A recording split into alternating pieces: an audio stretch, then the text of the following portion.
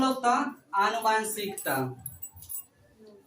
कौन बता रहा है, लड़का लड़की बोलो। हाँ बोलो। आनुवंशिकता उसे कहते हैं ना जिसमें माता पिता के लक्षण के बच्चों में जाना। हाँ देखो, आनुवांशिकता उस लक्षण को कहा जाता है जो एक पीढ़ी से दूसरे पीढ़ी में स्थानांतरण होता है। यानी जो हमारे पूर्वज है, माता पिता हैं, उनके जो लक्षण होते हैं बच्चे में आता है, उसको हम लोग आनुवांशिकता बोलते हैं। समझ में आ गया ना आनुवांशिकता किसे कहते हैं? वैसा लक्षण जो एक पीढ़ी से दूसरे पीढ़ी में स्थानांतरण होता है उसको बोलते हैं आनुवांशिकता। जो 2 नंबर क्वेश्चन है ये क्या है? आनुवांशिकी।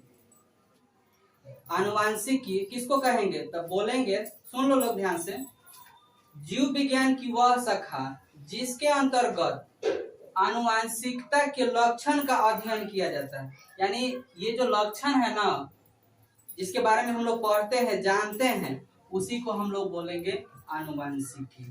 क्या बोलेंगे? कैसे? जीव विज्ञान की वह शाखा जिसके अंतर्गत आनुवांशिक लक्षणों का अध्ययन किया जाता है उसको बोलेंगे हम लोग। अब देखो, जीन प्रारूप या जीनोटाइप। देखो, किसी भी जीव में जो आनुवांशिकता है, एक पीढ़ी से दूसरे पीढ़ी में जा रहा है ना आनुवांशिकता, तो उसके जीन में जो परिवर्तन होता है, ठीक ना, तो उसको जीनोटाइप बोलते हैं। जैसे मान लो, जब किसी जीव के यानी आनुवांशिक लक्षण के जीन में परिवर्तन होता है, जीन वो जीन नहीं, जीन उसको बोलते हैं जो डीएनए है ना, डीएनए को तोड़ोगे तो उसमें जीन मिलेगा। तो जीन में परिवर्तन होगा ना तो उसको बोलेंगे जीनोटाइप। और फिनोटाइप किसको बोलते हैं? यानी लक्षण प्रारूपी। फिनोटाइप का मतलब होता है, जैसे मान लो कोई पेड़ है, ये पेड़ है, मान लो ये बड़ा हो गया, ये छोटा हो गया। ये छोटा बड़ा क्यों हुआ? तो इसके जीन में चेंजिंग हुआ है।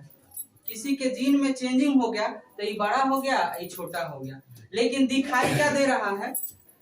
देख रहा है ना कि एगो बड़ा एगो छोटा। जो दिखाई देता है उसको बोलते हैं फिनोटाइप। जिस कारण से हुआ चेंजिंग, जीन में चेंजिंग हुआ, उसको बोलते हैं जीनोटाइप। जो लक्षण दिखाई दे रहा है, लक्षण दिखाई दिया ना कि एगो बड़का है एगो छोटका है, तो उसको बोलेंगे फिनोटाइप। और जिस कारण से ये चेंजिंग हुआ यानी जीन में परिवर्तन। एक संकर क्रॉस किसको बोलते हैं? देखो, एक संकर क्रॉस मेंडल इसके बारे में बताए थे ना कि 2 पेड़ लिया गया, एगो बड़ा एगो छोटा, उनके विपरीत गुण वाले 2 पेड़ पौधा लिया गया, उसके बीच क्रॉस कराया गया और तब उसमें देखा गया कुछ परिवर्तन हुआ। जैसे मान लो कोई, मान लो 2 बीज ले लो और उसके बीच क्रॉस करा के नया उसे पौधा जो उत्पन्न होगा तो वो बिल्कुल अलग होगा। तो उसी को हम लोग बोलते हैं एक संकर क्रॉस। कैसे बोलोगे इसको? जब 2 पौधे विपरीत गुण वाले को लेकर उनके बीच क्रॉस कराने से नया संतति उत्पन्न होता है, उसको हम लोग बोलते हैं एक संकर क्रॉस।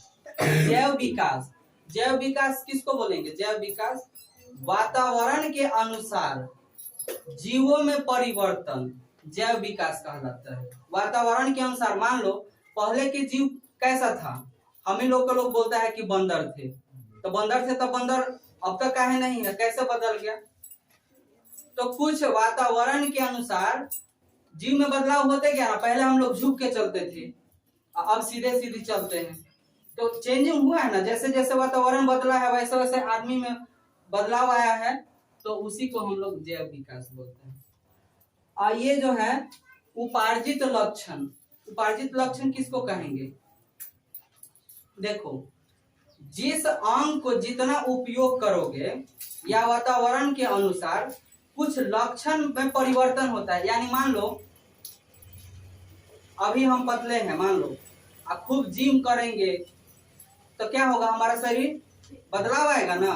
तो जो लक्षण बदलाव हुआ उसी को उपार्जित लक्षण बोलेंगे। तो क्या कैसे इसका डिफिनेशन लिखेंगे कि जिस अंग के जितना उपयोग करोगे उसके बाद उसमें जो परिवर्तन होता है उसको हम लोग बोलेंगे उपार्जित लक्षण। बताओ तो तुम लोग को अब कहाँ दिक्कत है? जीनोटाइप किसे कहते हैं? तो जीन में परिवर्तन को जीनोटाइप बोलते हैं। जीनोटाइप जो लक्षण दिखाई देता है किसी भी जीव के, पेड़ पौधे के जो लक्षण दिखाई देता है वो फिनोटाइप होता है। आनुवंशिकी किसको कहते हैं? जीव विज्ञान की वह शाखा जिसके अंतर्गत आनुवंशिक लक्षण का अध्ययन किया जाता है। आनुवंशिकता किसे कहते हैं?